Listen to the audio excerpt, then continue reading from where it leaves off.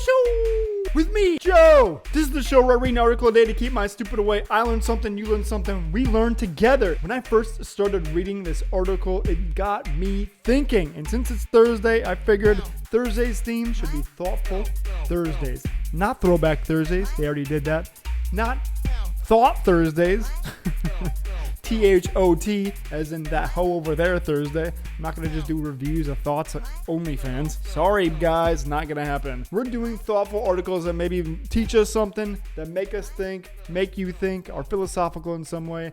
That's Thoughtful Thursday. Today's article comes from The Economist, from their 1843 section, Stories of an Extraordinary World. Not sure how 1843 relates to extraordinary, but I'm sure if I did a little Wikipedia search, I could figure that out. Just looked it up on Wikipedia. 1843 was the year that The Economist was founded. Not sure how that relates to Stories of an Extraordinary World, but I do like the rebranding. 1843 has some mystery to it, has some grandeur. It sounds historical. It sounds significant. That's cool.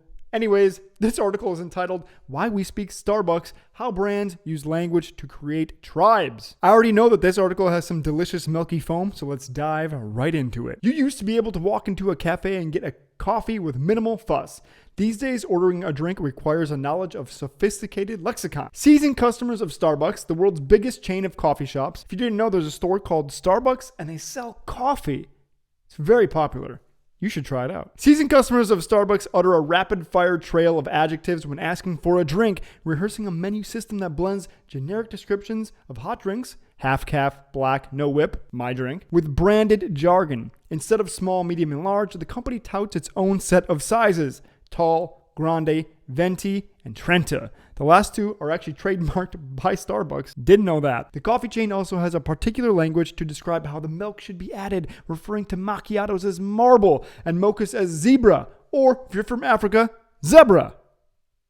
Starbucks even uses its own grammar. You say your size before your syrup, your preferred milk before your primary drink. Something like a venti, hazelnut, soy milk, latte. Used to be what I drank all the time. The company enshrined these linguistic rules in a booklet in 2003 called Make It Your Drink. Starbucks claims it came up with a system to enable baristas to make drinks more quickly and efficiently. However, branding experts say it's an ingenious way of forging customer loyalty. Companies that persuade people to use their own terminology create a sense of belonging and enhance loyalty to the brand.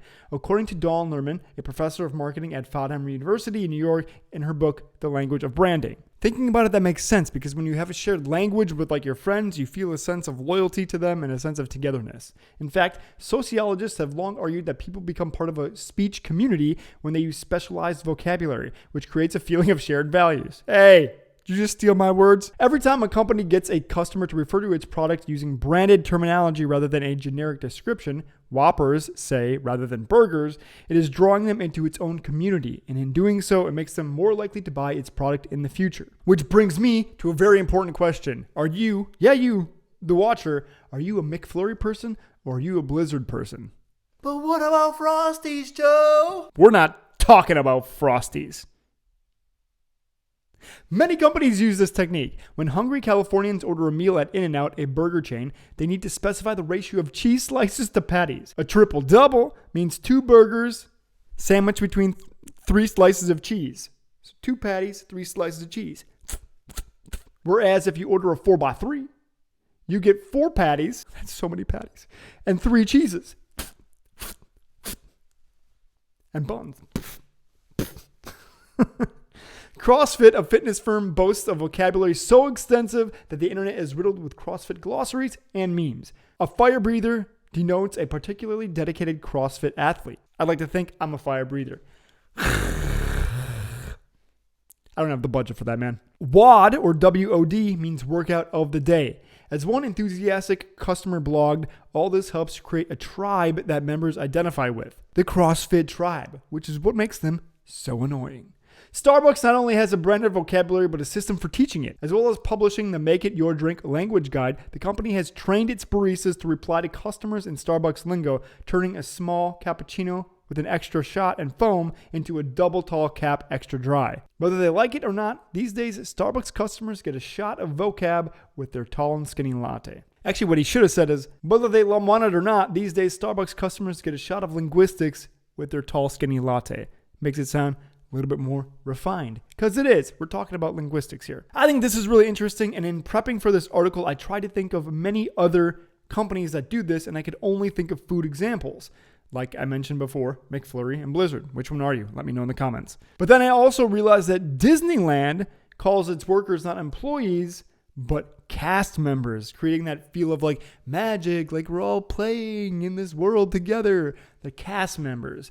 And also Apple has the Genius Bar. Not repair technicians, not customer service, but geniuses. You're going to visit the Genius, creating the allure that smart people use Apple products.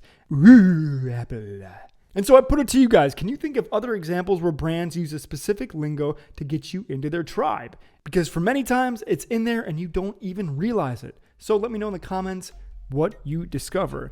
In fact, while you're looking for this, if you find another Thoughtful Thursday article, you can send it to me, hijoeshow@gmail.com.